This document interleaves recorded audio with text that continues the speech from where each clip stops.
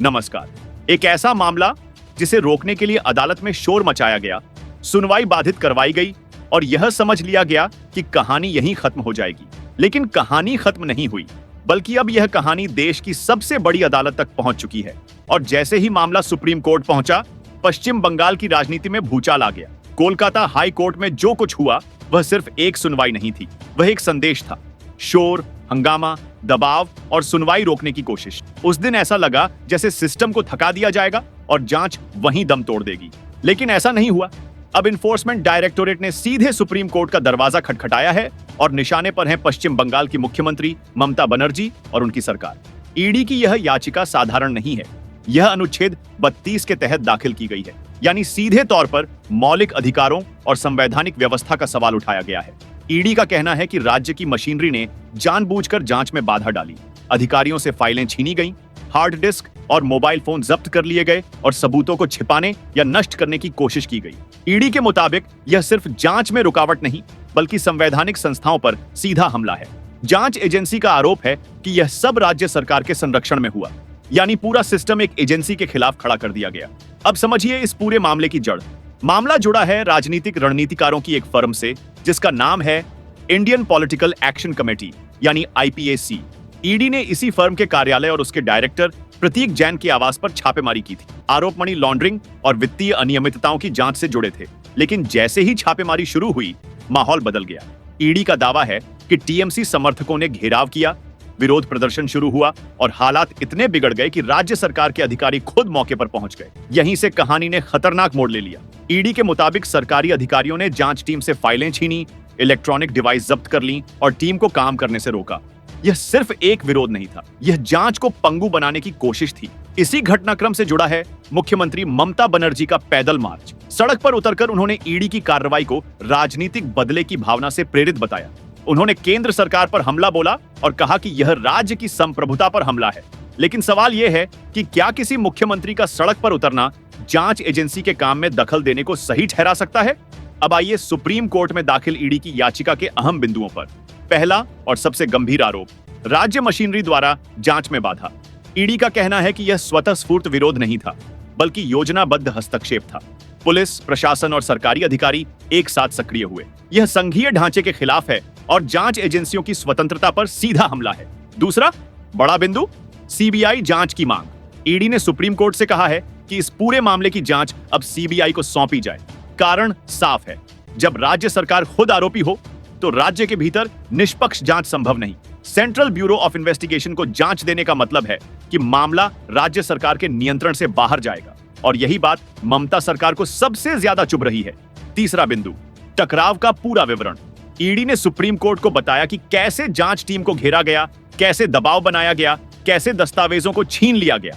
यह सिर्फ कानून का उल्लंघन नहीं, बल्कि लोकतंत्र की नींव को कमजोर करने की कोशिश है। अब ममता सरकार ने भी पलटवार किया है। ईडी की याचिका के जवाब में पश्चिम बंगाल सरकार ने सुप्रीम कोर्ट में कैविएट दाखिल कर दी है। कैविएट का मतलब साफ है, सरकार चाहती है कि बिना उसका पक्ष सुने कोई आदेश न दिया जाए। सरकार का तर्क है कि ईडी की कार्रवाई राजनीतिक प्रतिशोध है। ममता बनर्जी ने खुले मंच से ईडी को केंद्र की कठपुतली बताया। उनका कहना है कि TMC को कमजोर करने के लिए जांच एजेंसियों का दुरुपयोग किया जा रहा है। लेकिन सवाल उठता है, अगर सब कुछ निष्पक्ष है तो फाइलें क्यों छीनी गईं? अगर कोई डर नहीं तो जांच में बाधा क्यों डाली गई? यह मामला अब सिर्फ कानून तक सीमित नहीं रहा, यह सीधा राजनीतिक युद्ध बन चुका है। साल 2026 के विधानसभा चुनाव से ठीक पहले यह टकराव TMC की छवि को प्रभावित कर सकता है। भारतीय जनता पार्टी इसे भ्रष्टाचार की पोल खोलने की कार्रवाई बता रही है। वहीं ऑल इंडिया तृणमूल कांग्रेस इसे केंद्र की तानाशाही कह रही है। केंद्र और राज्य के रिश्तों में यह मामला एक नई दरार बनता जा रहा है। विशेषज्ञों का कहना है कि सुप्रीम कोर्ट का फैसला संघीय ढांचे के लिए मिसाल बनेगा। सवाल यह है कि जांच एजेंसियों की स्वतंत्रता ज्यादा अहम है या राज्य की स्वायत्तता? इस पूरे विवाद की पृष्ठभूमि में केंद्र की राजनीति भी है।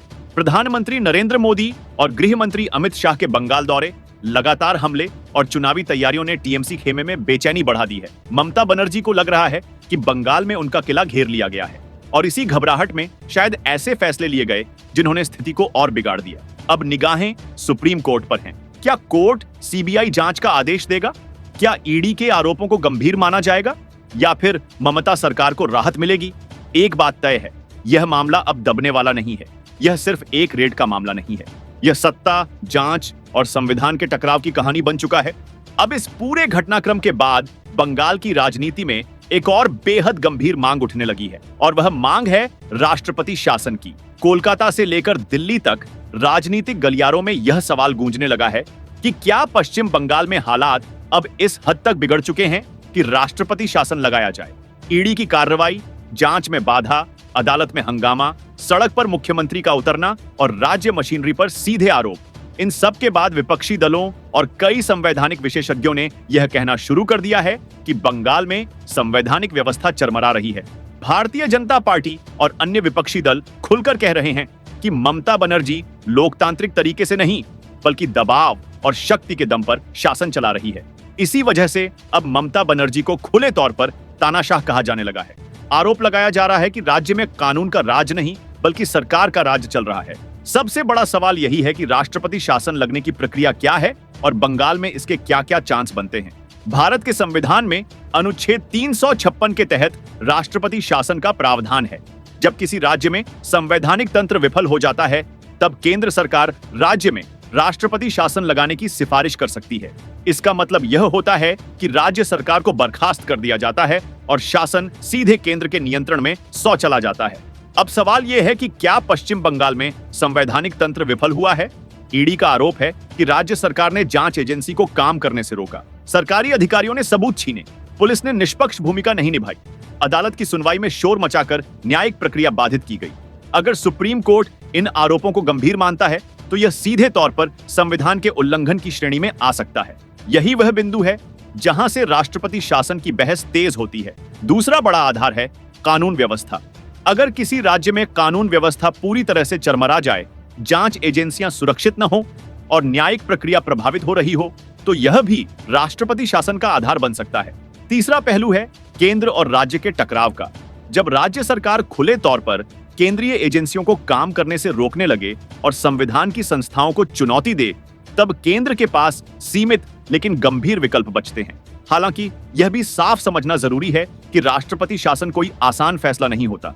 सुप्रीम कोर्ट पहले भी कई बार साफ कर चुका है कि राजनीतिक कारणों से राष्ट्रपति शासन नहीं लगाया जा सकता। इसके लिए ठोस, प्रामाणिक और संवैधानिक आधार जरूरी होता है। इस मामले में अगर सुप्रीम कोर्ट यह मान लेता है कि वाकई राज्य मशीनरी ने जांच को बाधित किया, लोकतांत्रिक संस्थाओं को कमजोर किया और कानून का राज खत्म हुआ, तो केंद्र सरकार को नैतिक और संवैधानिक समर्थन मिल सकता है। लेकिन अगर कोर्ट को लगता है कि यह राजनीतिक टकराव है और राज्य सरकार का पक्ष भी सुना जाना चाहिए, तो राष्ट्रपति शासन की संभावना फिलहाल टल भी सकती है।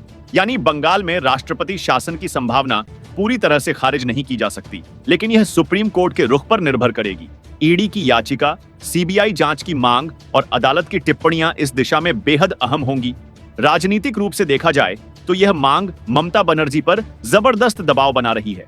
एक तरफ ईडी और सीबीआई का खतरा, दूसरी तरफ राष्ट्रपति शासन की चर्चा और तीसरी तरफ 2026 के विधानसभा चुनाव।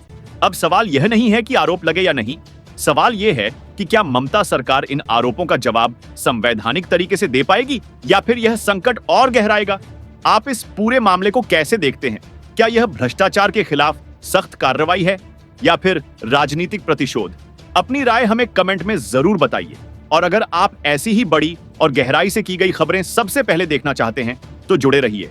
Subscribe now and press the bell icon. Never miss an update.